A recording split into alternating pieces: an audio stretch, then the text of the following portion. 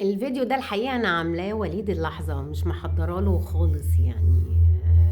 مش محضّرة فكر، مش محضّرة topic معيّن أتكلّم فيه، بس يعني باحاول على قد ما أقدر فيه إن أنا أوضّح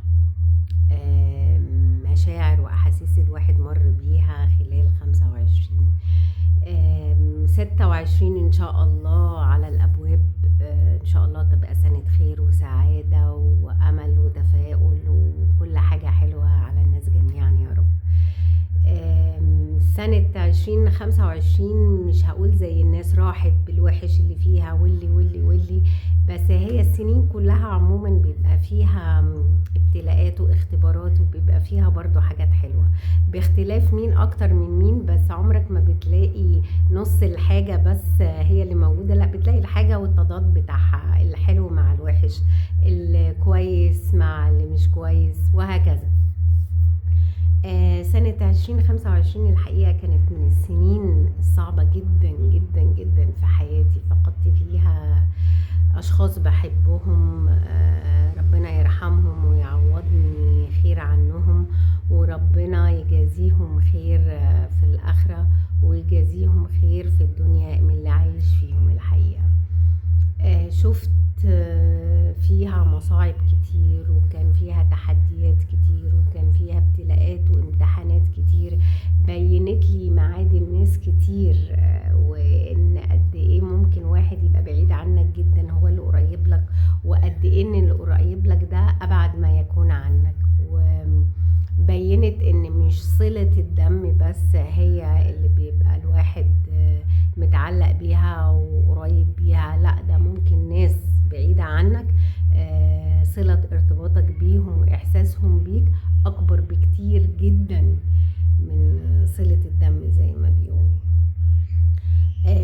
اتعلمت فيها إن كل حاجة بتعدي، السهل بيعدي والصعب بيعدي باختلاف، وإن ربنا سبحانه وتعالى عمره ما بيقفل باب إلا لما بيتفتح قصاده مليون باب مش 1000 باب بس، وإن الواحد مش من المفروض إن لما يقابل سد إن هو يقعد يحارب في السد ويحاول يكسره، وهو ممكن يلف حواليه.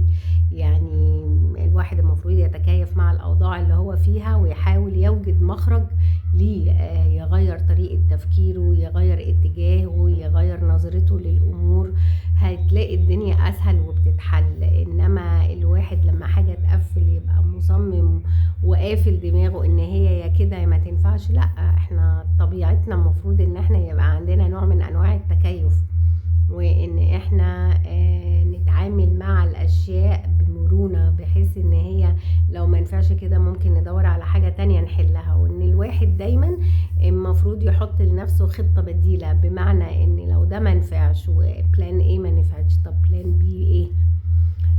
وحاجة من الحاجات اللي أتمنى من رب العباد سبحانه وتعالى إني أبطلها التسويف بمعنى التأجيل، إن الحاجة المفروض تبقى مطلوب إن أنا أعملها وأأخرها. أنا مش بعمل كده في الشغل، ولكن بعمل كده في حياتي الشخصية، يعني بأجل حاجات وأقول بعدين، لأ بكرة، لأ بعده، لأ مش عارف إيه، لأ كذا، لأ مش وقتها، لأ مش عارف إيه الكلام من ده، وده غلط جدا الحقيقة. المفروض الواحد يفكر ازاي يحط بلان لنفسه ان هو يسكجول الحاجات اللي عليه يعملها. والشغل مش هو الحياة، بالعكس الشغل هو جزء صغير من حياة البني آدم. انت بتشتغل عشان تعيش حياتك بمعنى أصح، مش بتعيش حياتك بس من خلال الشغل، فرق كبير ما بينهم يعني. ونتكلم كل يوم على حاجة صغننة كده الواحد ان شاء الله يتمنى انه يبطلها في 2026 ويعمل حاجات جديدة وحاجات احسن. وشكرا لمتابعيني الكرام، شكرا ليكم، وسنة سعيدة مقدما ليكم جميعا يا رب العالمين. شكرا.